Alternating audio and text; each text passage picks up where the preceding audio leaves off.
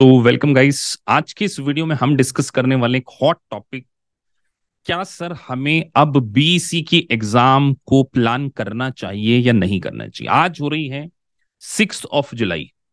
तो 6 जुलाई पर आपको ये डिसीजन लेना है।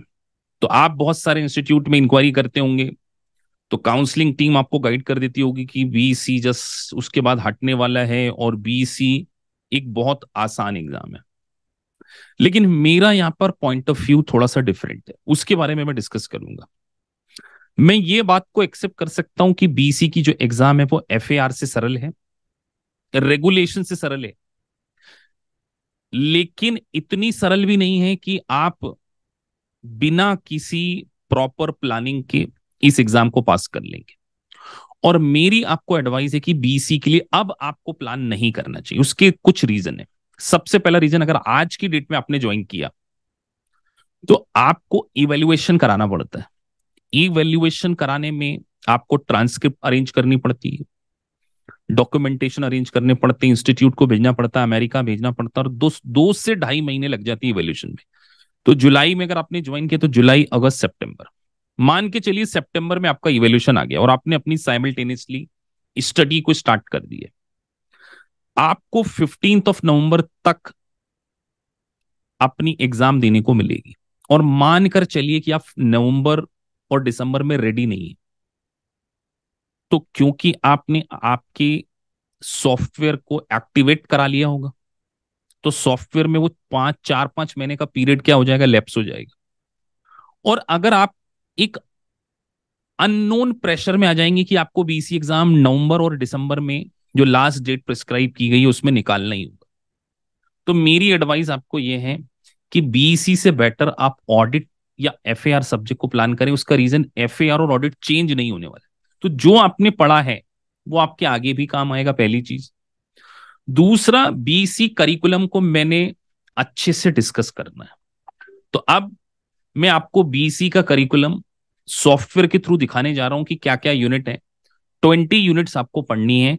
और क्या आप फुल टाइम पढ़ने वाले, 5 आवर 10 आवर देने वाले डेली बेसिस पे? अगर आप अगले 3 महीने डेली 5 to 6 आवर पढ़ सकते हैं, 5 to 6 आवर डेली, मतलब एक भी दिन गैप नहीं, तो आप बीसी को फिर 3 महीने में पास कर सकते हैं। लेकिन अगर आप केवल 2-2 घंटे पढ़ने वाले हैं कि सर हम 2-2 घंटे की स्टडी करेंगे, तो आप मुझसे लिख के ले लीजिए, अगले 6 से 7 महीने में आप बीसी को नहीं कंप्लीट कर पाएंगे। मैं आपके सामने करिकुलम डिस्कस करने जा रहा हूं, क्योंकि हमसे से पाप नहीं होते। इसको हम सीधे पाप की वर्ड में डेफिनेशन की, बच्चों को इनरोल कराने के चक्कर में उनको बीसी की तरफ घुसेड़ दिया जाए, जिसमें वो एक अननोन प्रेशर में आ जाए और फिर वो एग्जाम को क्रैक नहीं कर पाए, उनका हार्ड एंड अर्न मनी भी वेस्ट हो जाए, सॉफ्टवेयर भी खराब हो जाए, समय भी खराब हो जाए। इससे मेरी advice, start with the FAR subject जो कि आगे कभी चेंज नहीं होगा, या ऑडिट सब्जेक्ट से स्टार्ट कीजिए, उसको पास कीजिए। और जब नया सिलेबस आएगा तो उसमें आप रेगुलेशन के साथ में टीसीपी को ले लीजिए, टैक्स कंप्लायंसेस एंड प्लानिंग। आपको जॉब में ज्यादा अपॉर्चुनिटीज मिलेगी, मेरी एडवाइस।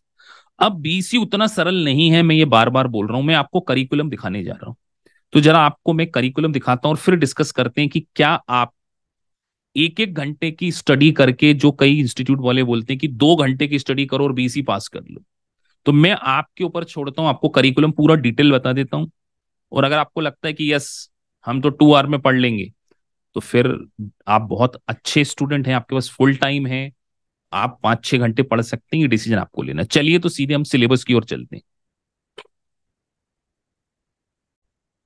तो देखिए गाइस, मैंने आपके सामने सॉफ्टवेयर को ओपन किया। टोटल यूनिट्स आप देख लीजिए, 20 यूनिट्स से 20 यूनिट्स में आपको वर्किंग कैपिटल मैनेजमेंट पढ़ना है, कैपिटल स्ट्रक्चर पढ़ना है, कैपिटल बजटिंग पढ़ना है, इंफॉर्मेशन टेक्नोलॉजी पढ़ना है।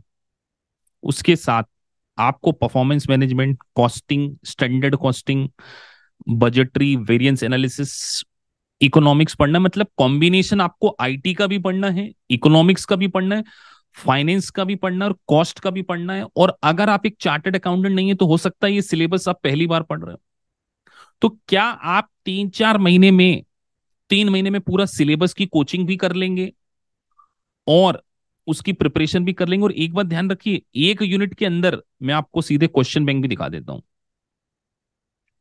टेस्ट बैंक, तो आपको पूरा और आइडिया लग जाएगा कि यहाँ पे स्टडी सेशन में हम जाते हैं, अब देखिए, एक पहली यूनिट है, उसके अंदर सब यूनिट भी है, तो एक यूनिट के अंदर कितनी सब यूनिट है? 4 यहाँ पे भी है। मतलब मिनिमम एक में 4 मानू तो 80 सब यूनिट, और अराउंड एक यूनिट के अंदर अगर मैं 20 क्वेश्चन भी एवरेज मान लूं, 2000 क्वेश्चन प्लस सिमुलेशंस, क्या ये सारी स्टडी आप 3 महीने में कंप्लीट कर लेंगे? जुलाई चालू हो गया है, जुलाई अगस्त सितंबर, एक बार पढ़ना फिर रिवीजन करना। तो ऐसी रिस्क क्यों जल्दी में ले रहे हो? क्यों अपने माइंड पे एक एक्स्ट्रा प्रेशर क्रिएट कर रहे हैं? बेटर क्या है, टीचर से एडवाइस लीजिए, कोई भी सब्जेक्ट को प्लान कीजिए, उसको अच्छे से पढ़िए, उसके मॉक टेस्ट दीजिए। आपका स्कोर 80% आ रहा है, 90% आ रहा है कि नहीं आ रहा, और डिसीजन लीजिए टीचर से पूछ के, जो आपको जानता हो, जिसने आपकी परफॉर्मेंस को इवेल्युएट किया हो, और वो आपको अगर गाइड करे तो आपको देना चाहिए। हमारे इंस्टीट्यूट में हर स्टूडेंट मुझसे पूछकर ही सीपी की एग्जाम देता है, तो हमारा सपोर्ट तो बिल्कुल पर्सनल लेवल पर होता है, इसीलिए हम इसको मेंटोरशिप बोलते हैं।